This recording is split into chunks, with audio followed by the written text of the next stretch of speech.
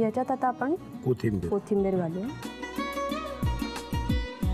Ginger garlic paste, बस. त्याच्यानंतर मिरची आणि थोडंसं आपण हे लसूण वेगळं घेतलंय, मीठ. तर हे सगळं आपण मिक्स करून घेऊया. आता आपलं हे मिक्स झालेलं आहे. ओके. तर आपल्याला एक प्लेट लागेल, त्याच्यामध्ये थोडा रवा आणि तीळ असं काढून घेऊ. या प्लेट्समध्ये थोडा रवा आणि थोडे तीळ असे काढून घेऊया. आता ह्याचे आपल्याला कबाब बनवायचे. काजूचं काय करायचं, मला त्याची फार चिंता आहे. ते शेवटी गार्निशिंगला आहे, चेक करायला लागतं. त्याला शेप दिला. त्यानंतर तर या विंटर सीझनमध्ये तीळ खूप चांगले शरीराला. आणि काजू फक्त गार्निशिंगला, अर्धा काजू वरती. अर्धा काजू. हे जवळजवळ झालं. हे गुलाबी झालं तर त्याच्या अर्धा काजू लावायचा. मी तर म्हणतो तुम्ही लावला नाही तरी झालं, अर्धा काय उपयोग आहे. हे आपण नॉर्मली फोडणीमध्ये हळद घालतो बघा नावाला, हे आपल्याला संशय असतो हळद घातली का नाही घातली.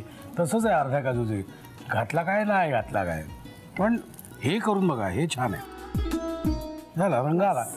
लिहून घ्या साहित्य आणि कृती. न्यूट्री ग्रीन कबाबसाठी लागणारं साहित्य: ब्रोकोली फ्लोरेट्स, उकडून कुस्करलेला बटाटा, ज्वारीचं पीठ, बारीक चिरलेली कोथिंबीर, रवा, आलं लसूण पेस्ट, तीळ, काजू, चिरलेला लसूण, बारीक चिरलेली हिरवी मिरची आणि मीठ. कृती: प्रथम एका बाउलमध्ये उकडून कुस्करलेला बटाटा घेऊन त्यामध्ये ब्रोकोली फ्लोरेट्स, ज्वारीचं पीठ, बारीक चिरलेली कोथिंबीर, आलं लसूण पेस्ट, बारीक चिरलेली हिरवी मिरची, चिरलेला लसूण आणि मीठ घालून सर्व मिश्रण नीट मळून घ्यावं. तयार बटाट्याच्या मिश्रणाचे कबाब करून रवा आणि तिळामध्ये घोळवून गरम तेलात शॅलो फ्राय करून घ्यावेत. न्यूट्री ग्रीन कबाबवर काजूची सजावट करून डिश सर्व्ह करावी.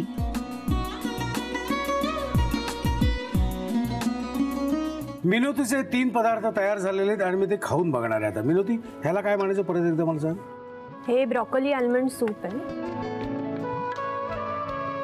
मत्ता तू सोगा, ह्याला काय म्हणायचं. हे न्यूट्री ग्रीन कबाब. आणि हे असंच. हे सॅलड आहे आपलं, मशरूम अँड बेसिल सॅलड.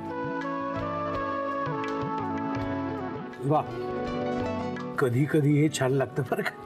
कधी कधी हे रोज खायला लागत नाही ते काय खरं नाही तुमचं, पण कधी कधी चांगलं आहे. म्हणजे साधारणपणे दिवसातून एकदा नाही, आठवड्यातून नाही, महिन्यातून चांगलं आहे, महिन्यातून एकदा दोनदा चांगलं आहे, नाही का विनोदी. हो, तुम्हाला आवडलं ना. मला आवडलं. बरं, मला आता बरं वाटतं. हे तिन्ही पदार्थ अतिशय अप्रतिम केलेले आहेत. थँक्यू. थँक्स अ लॉट आमच्या खवय्यानं आणि मला एक वेगळे पदार्थ दाखवल्याबद्दल. पण नुसते थँक्स नाही, आमच्याकडून तुला एक छोटीशी प्रेमाची भेट. आत काय मला माहित नाही, थँक्यू. मला बघून. ओके, आता तुझं अजून म्हणजे आता नोकरी तर करतेच, नोकरी तर करतेच, पण अजून काही तुझं असं ठरवलंस की आपल्याला हे करायचंय, म्हणजे स्वतःचं काही क्लिनिक सुरू करायचं, असं काही डोक्यात आहे का डेस्टिनेशन? आहे, गोल तोच आहे. थोडासा अजून एक्सपिरियन्स घेऊन स्वतःचं काही सुरू करण्याच्या मागे आहे मी. बरं, गुड गुड गुड. क्लिनिक म्हणा किंवा मग एखादं हेल्थ सेंटर स्वतःचं सुरू कर. तुझ्या चांगल्या इच्छा लवकरात लवकर आणि वेळेत पूर्ण होत अशी माझी परमेश्वराकडे मी इच्छा व्यक्त करतो. Thank you. Yes, definitely best of luck. आणि तुझ्या मुलीला सुद्धा छान छान पापा दे. आणि मिस्टरांना सुद्धा हाय सांग, सासू सासऱ्यांना नमस्कार सांग, आणि आई वडिलांना बाहेरच्या सगळ्यांना नमस्कार सांग. मंडळी, हे नमस्कार चमत्कार चालूच राहतील. संपवायची वेळ आलेली आहे, खाण्याची वेळ आली आहे. कारण मग तुम्हाला माहिती आहे, खूप बोललं की मला भूक लागते, आणि भूक लागली की लगेच मला खायला लागतं. तर खाण्याची वेळ झालेली आहे, आता निघतो. पुन्हा भेटू याच वेळी याच दिवशी. तोपर्यंत मस्त खा आणि स्वस्थ राहा. नव्या नव्या चवी ढवी विचल्या ह्या तुम्हासाठी.